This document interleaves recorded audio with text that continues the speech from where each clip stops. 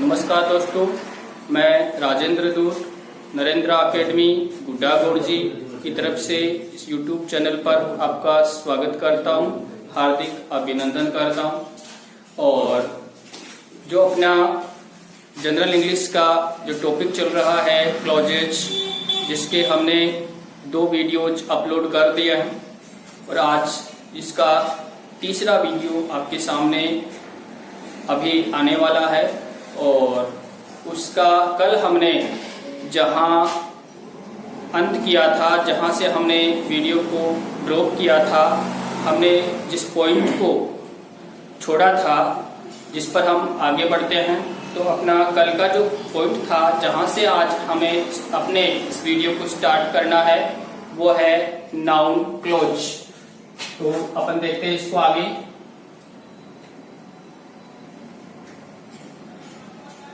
Noun close, संज्ञा उपवाक्य। तो दोस्तों कल हमने देखा था कि संज्ञा उपवाक्य के जो नाउन क्लोज जो है वो 2 प्रकार का होता है, जिसमें हमने लिखा था number 1 that noun close, number 2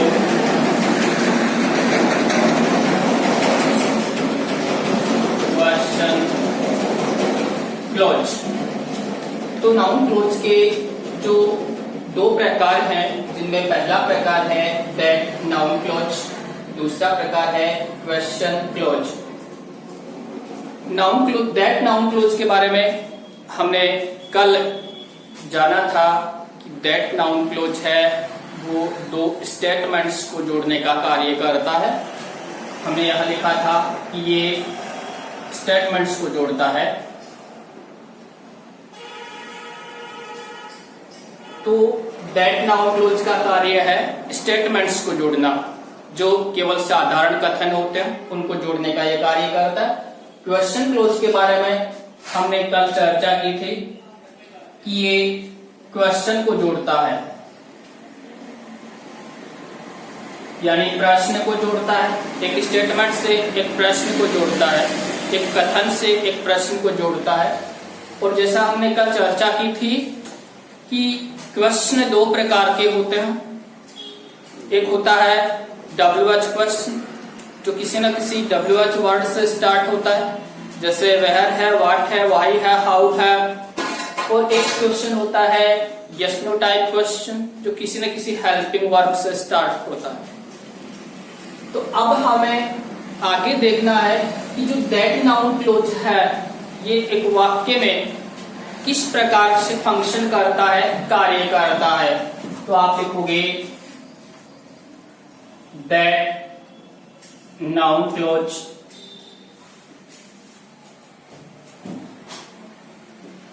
के फंक्शन, यानी ये किन किन रूपों में कार्य करता है। तो दोस्तों दैट नाउन क्लोज है किसी सेंटेंस में 2 रूपों में कार्य करता है, और वो 2 रूप हैं आपके सामने। Number 1 subject of a sentence, यानी किसी भी सेंटेंस में हम दैट नाउन क्लोज को एक सब्जेक्ट के रूप में, एक कर्ता के रूप में काम में ले सकते हैं। और इसका जो दूसरा प्रकार है वो है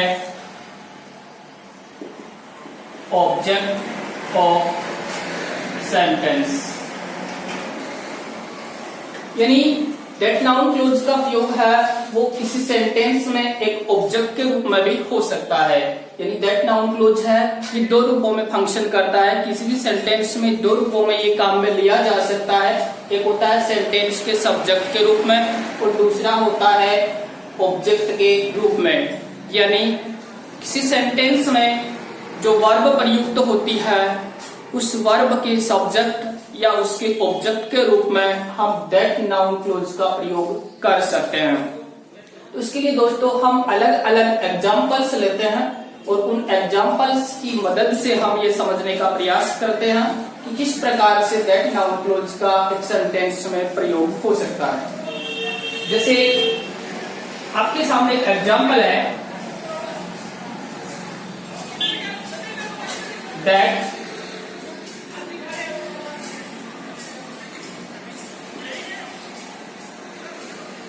Narendra is a well-known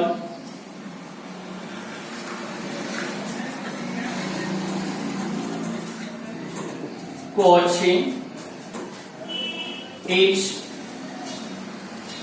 known to all।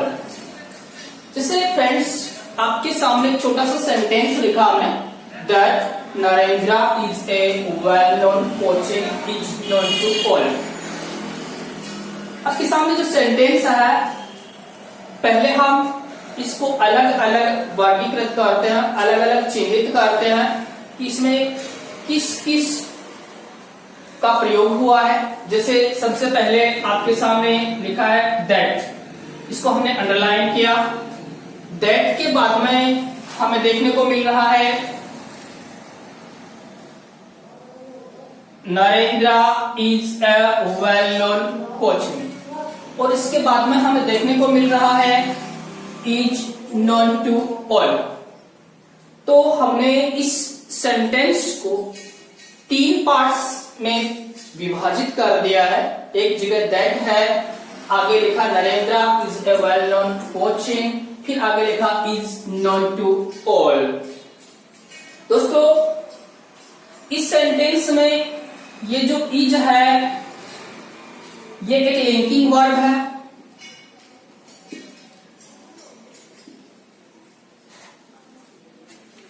और जो दैट है ये एक कंजक्शन है।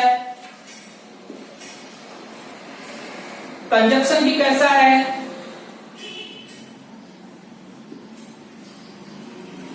सबऑर्डिनेटिंग कंजक्शन है। और ये जो वर्ब दे रखी है इज, इस वर्ब के सब्जेक्ट का कार्य, ये जो पीछे वाला जो पार्ट है, पूरा का पूरा जो पार्ट है, ये इस इज वर्ब है, इसके सब्जेक्ट का कार्य कर रहा है। और ये जो पार्ट आपके सामने है पूरा का पूरा, ये एक नाउन क्लोज है। और जबकि आपके सामने क्लियर है कि ये जो नाउन क्लोज है ये दैट से शुरू हो रहा है, इसलिए इस नाउन क्लोज को हम दैट नाउन क्लोज के नाम से जानते हैं। तो इसको हम क्या कहेंगे, दैट नाउन क्लोज। तो इसके बाद में आप देख रहे हैं आपके सामने जो वर्ब है लिंकिंग वर्ब इज, इसका प्रयोग हुआ है, आगे लिखा है नॉन टू ऑल। तो इस प्रकार से हम किसी भी सेंटेंस में दैट नाउन क्लोज का जो प्रयोग है वो एक सब्जेक्ट के रूप में कर सकते हैं। यहां तक का जो ये जो पार्ट है ये पूरा का पूरा, ये मैंने आपको बताया कि इस सेंटेंस में किसका कार्य कर रहा है, सब्जेक्ट का कार्य कर रहा है। और सब्जेक्ट के बाद में वर्ब है, और वर्ब के बाद में आपके सामने जो आगे लिखा है वो इसका वर्ब का कॉम्प्लीमेंट। अब दोस्तों एक बात आपको यही और क्लियर कर दूं, इस प्रकार के जो सेंटेंस होते हैं उनमें लिंकिंग वर्ब जो है वो सदैव, जो लिंकिंग वर्ब दे रखी है सदैव बी का प्रयोग ही होता है। लिंकिंग वर्ब बी का प्रयोग होता है। आपके सामने थोड़ी सी स्थिति क्लियर कर दूं, जो बी वर्ब है उसके 2 रूप होते हैं। एक होता है इसका प्रेजेंट रूप, एक होता है पास्ट रूप। तो बी के जो दोनों ही रूप हैं उनको हम देखते हैं। इसके जो दोनों रूप है वो कौन कौन से होते हैं।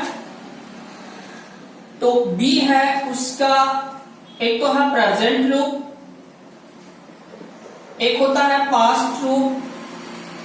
प्रेजेंट रूप है उसमें आपको देखने को मिलेगा प्रेजेंट फॉर्म जो है उसमें आपको 3 वर्ब देखने को मिलेगी।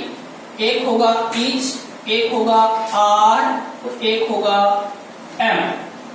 ये जो तीनों जो वर्ब्स हैं इज आर एम, ये बी के वर्तमान रूप कहलाते हैं। और इसमें जो पास्ट फॉर्म है, पास्ट फॉर्म जो भूतकालिक रूप है वो दोनों हैं वॉच, वर। तो दोस्तों हमें ये पता चला कि इन सेंटेंसेस में लिंकिंग वर्ब के रूप में बी का प्रयोग होता है और बी के आपके सामने जो दोनों रूप हैं वो आ चुके हैं। प्रेजेंट फॉर्म है उसमें इज एम आर और पास्ट फॉर्म में वॉच और वर। तो हमारे सामने जो वर्ब है इज दे रखा है, तो यहाँ ये स्थिति बिल्कुल क्लियर हो जाती है। ये था आपका दैट नाउन क्लोज का इस सेंटेंस में एक सब्जेक्ट के रूप में प्रयोग। अब हम दैट नाउन क्लोज का सेंटेंस में जो दूसरा प्रयोग है वो देखते हैं और वो है ऑब्जेक्ट के रूप में प्रयोग। तो दोस्तों ये तो हम अच्छी तरह से जानते ही हैं कि किसी भी सेंटेंस में नाउन है वो दोनों ही जगह प्रयुक्त हो सकता है। नाउन सब्जेक्ट के रूप में भी काम में आ सकता है और नाउन ऑब्जेक्ट के रूप में भी काम में आ सकता है। तो देखते हैं, जैसे लिखा है राम said that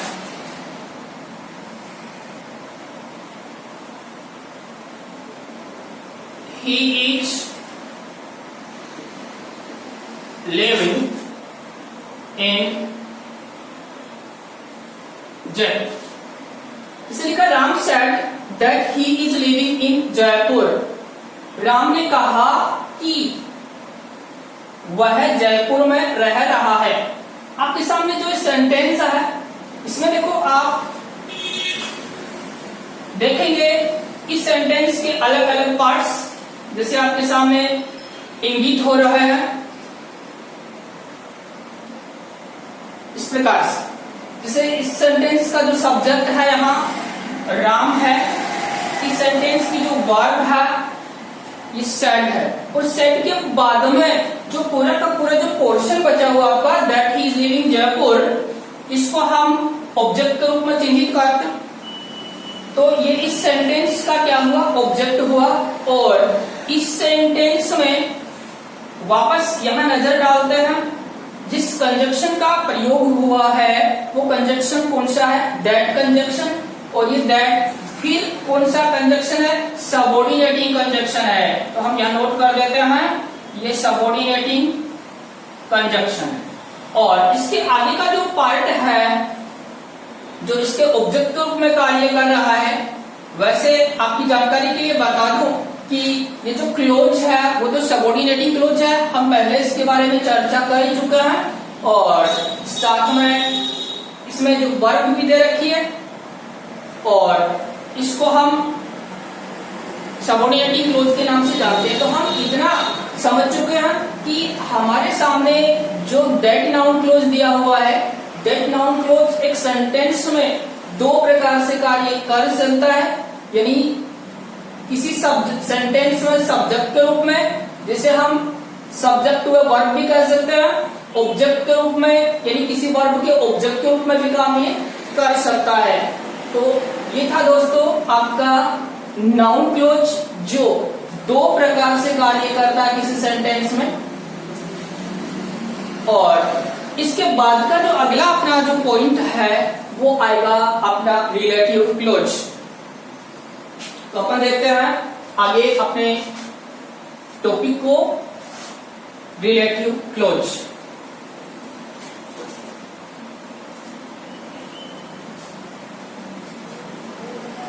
तो दोस्तों ध्यान दीजिएगा, अपना अगला पॉइंट है रिलेटिव क्लोज। रिलेटिव क्लोज का दूसरा नाम भी है जिसे हम दूसरे नाम से संबोधित कर सकते हैं और वो इसका नाम है एडजेक्टिव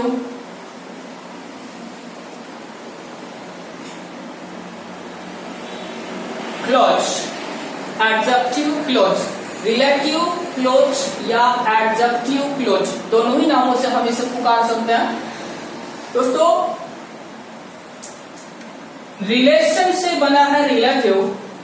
रिलेशन यानी होता है संबंध, रिश्ता, और रिलेटिव होता है रिश्तेदार यानी संबंध बताने वाला। तो आपने शायद रिलेटिव प्रोनाउंस के बारे में सुना होगा, पढ़ा होगा। जैसे रिलेटिव प्रोनाउंस की अपन बात करें तो आपके सामने कुछ शब्द निकल कर आएंगे। जैसे लिखा है who, हुच, home, which, that. Who, हुच, home, which, that, ये रिलेटिव प्रोनाउंस है जिनका हम प्रोनाउंस के जो चैप्टर होता है उसमें हम अध्ययन करते हैं। बहुत सी जगह इनका प्रयोग होता है और इन्हीं शब्दों के सहयोग से, इन्हीं शब्दों के मदद से एक क्लोज का निर्माण भी होता है और वो है रिलेटिव क्लोज, और इसी को हम कहते हैं एडजेक्टिव क्लोज। आपके सामने जो एक शब्द है एडजेक्टिव,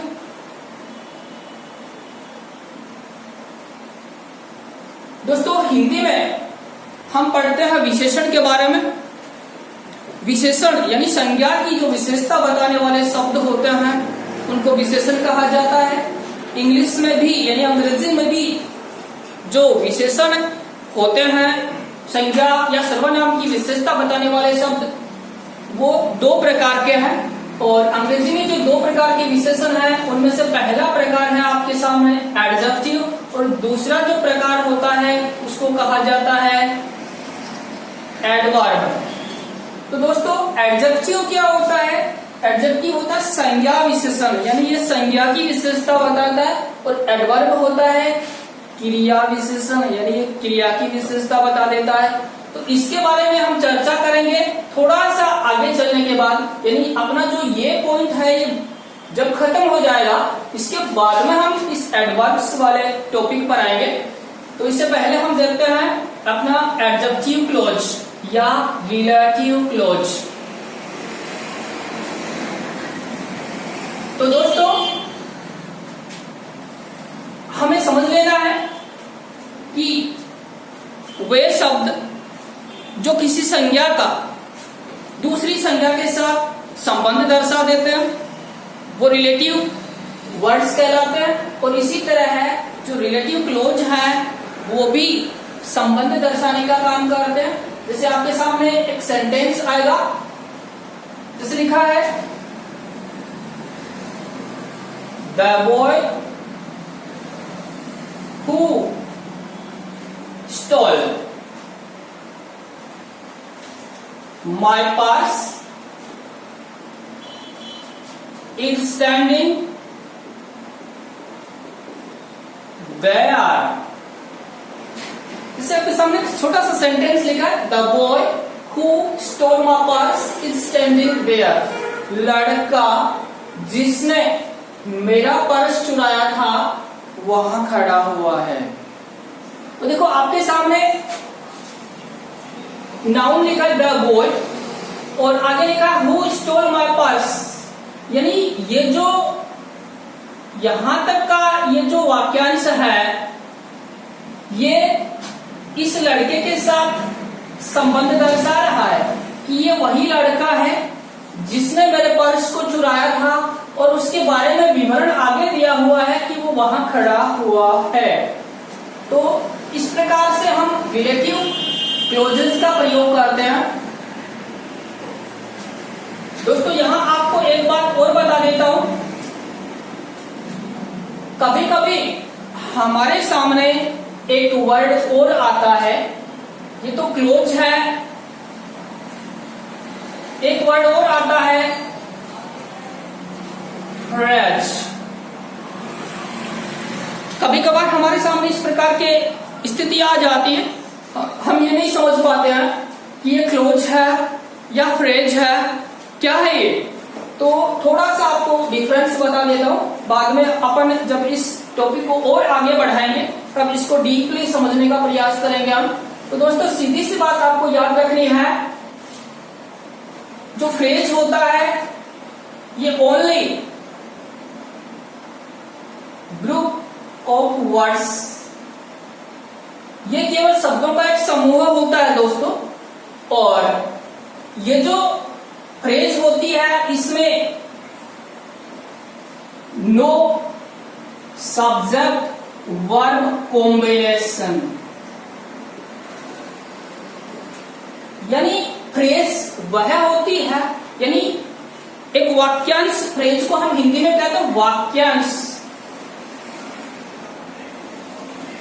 तो वाक्यांश तो वह होता है जो वाक्य का अंश तो है, परंतु इसमें सब्जेक्ट और वर्ब का कॉम्बिनेशन नहीं होता। और यदि सब्जेक्ट और वर्ब का कॉम्बिनेशन नहीं होता तो ये कोई अर्थ नहीं देता, कोई अर्थ नहीं देता ये, और ये अलग अलग प्रकार से निर्मित हो जाता है। क्लोजली क्या होता है? ग्रुप ऑफ वर्ड्स होता है।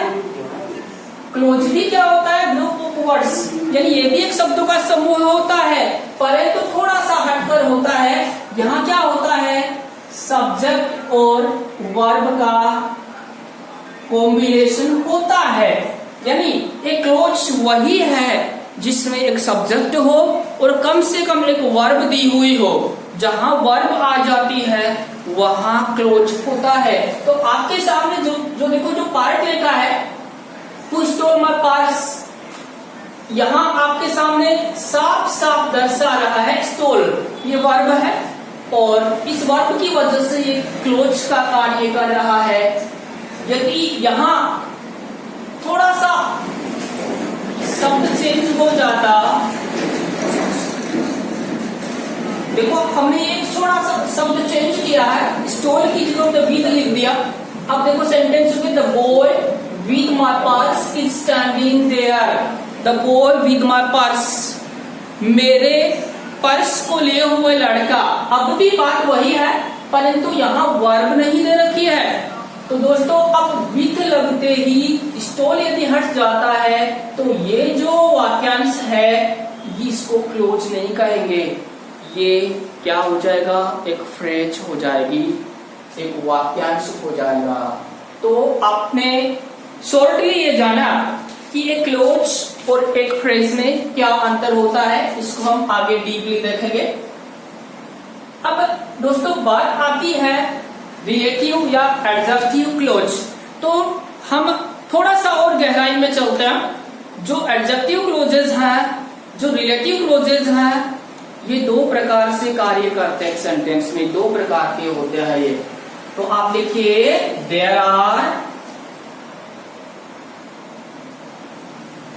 टू टाइप्स ऑफ रिलेटिव और एडजेक्टिव क्लॉजेस, दो प्रकार। अब वो कौन कौन से हैं? यहां आपको थोड़ा यहां लिख रहा है नंबर 1,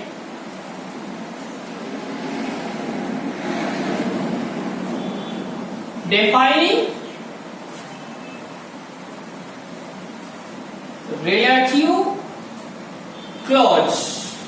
एक तरफ हमने लिखा डिफाइनिंग रिलेटिव क्लॉज, दूसरी तरफ हम लिख रहे हैं non defining relative clause.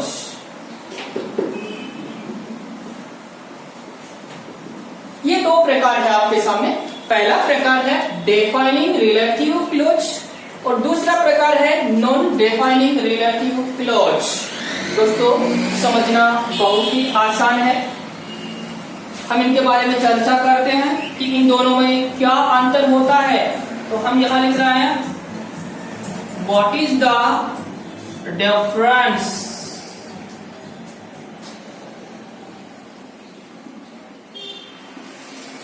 Between these two, यानी इन दोनों के बीच अंतर क्या होता है, किस प्रकार से हम इनको समझें, किस प्रकार से इनको पहचानें। तो देखिए दोस्तों आपके सामने जो शब्द लिखे हैं डिफाइन, इसका अर्थ होता है जिसे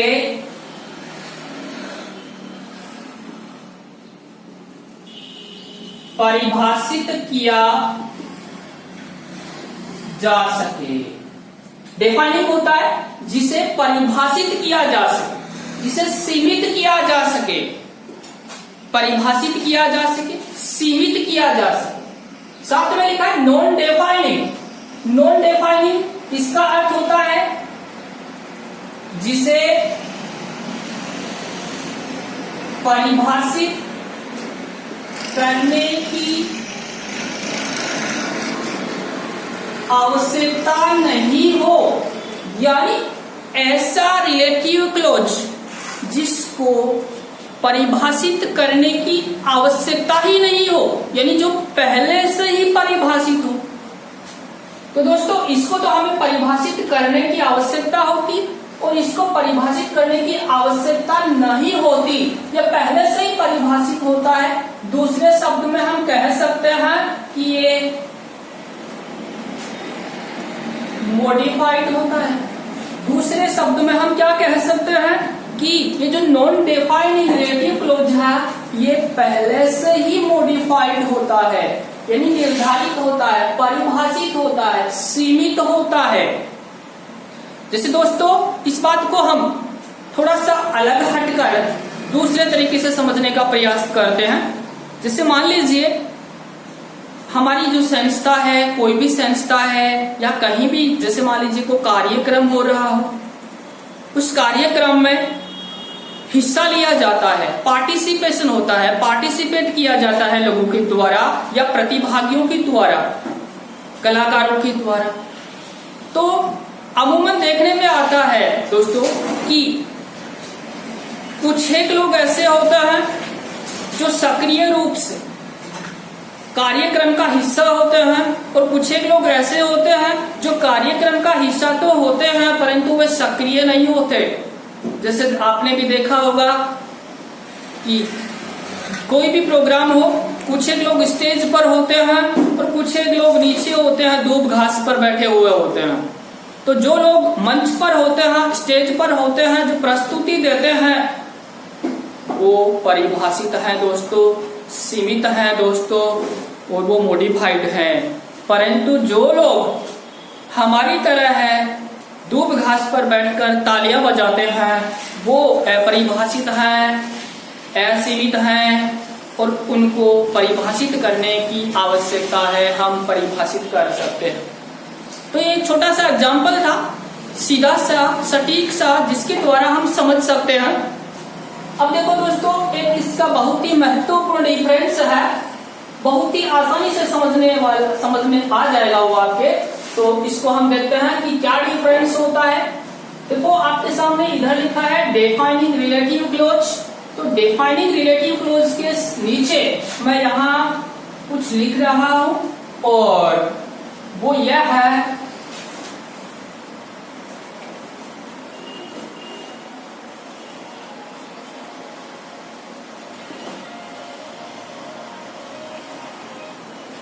हमने लिखा comma is not used, comma is not used, यानी कोमा का प्रयोग नहीं होता। जो डिफाइनिंग रिलेटिव क्लोज हैं उनमें कोमा का प्रयोग नहीं होता। और यहां हमने लिखा है जो नॉन डिफाइनिंग रिलेटिव क्लोज है, जिसको हम मॉडिफाइड क्लोज के रिलेटिव क्लोज के नाम से जानते हैं, इसमें हम लिख रहे हैं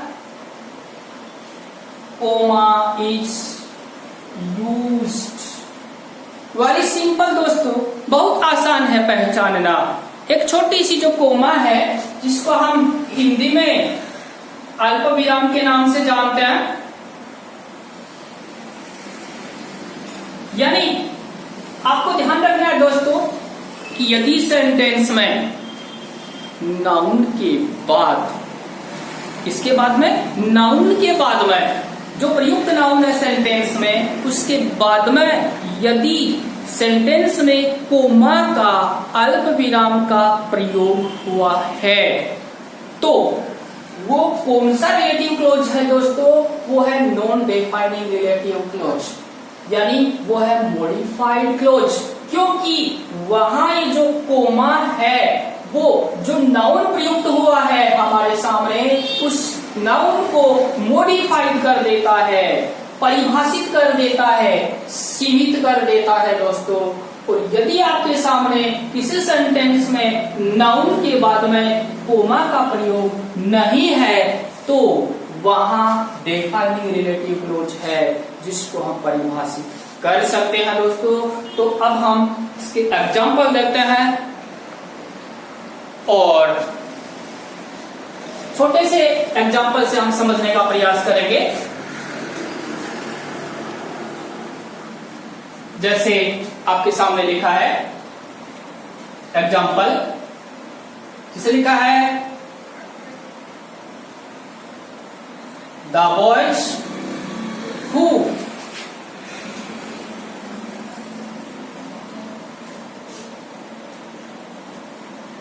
performed on the stars were given prize। Sir कुछ सामने छोटा सा सेंटेंस है, the boys who performed on the stars were given prize. इस सेंटेंस को हम यहां लिखते हैं द बॉयज, कोमा लगाया हमने, who performed on the stage were given prize। देखो एक सेंटेंस ऐसा है जिसमें आपके सामने जहां भी नाउन आया है, नाउन के साथ में कोमा का प्रयोग हुआ है। एक सेंटेंस ऐसा है जिसमें नाउन के साथ में कोमा का प्रयोग नहीं हुआ है। तो यहां इस वाक्य में आपके सामने क्या है, नॉन डेफाइनिंग क्लॉज। और इसमें क्या है,